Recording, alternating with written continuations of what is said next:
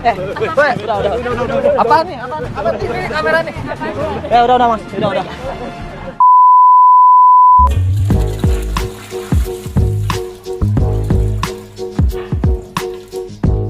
Oke, nama gue Biki. Gua Ajung. Kita ketemu lagi dalam acara Darkajut. Oke, Jung. Kali ini kita dapat email dari seorang pria ya, yang bernama Rian Pramudika.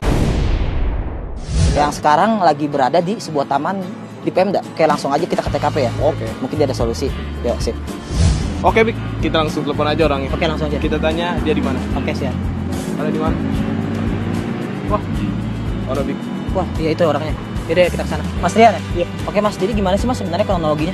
Jadi saya mau ngelaporin kalau saya tuh ngeliat cewek saya itu kayaknya udah mulai selingkuh. Jadi saya mau pergokin dia gitu. Jadi kita bantuan aja.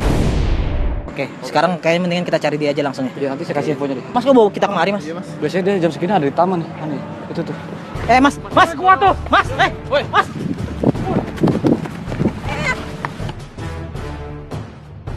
Udah. Apaan nih? Apaan ini kamera nih? Udah, Mas. Udah.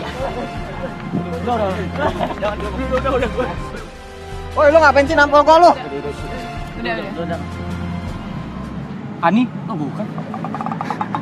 Gimana sih? Ini siapa? Apaan ini? Salah orang. Anjing lu. Oke.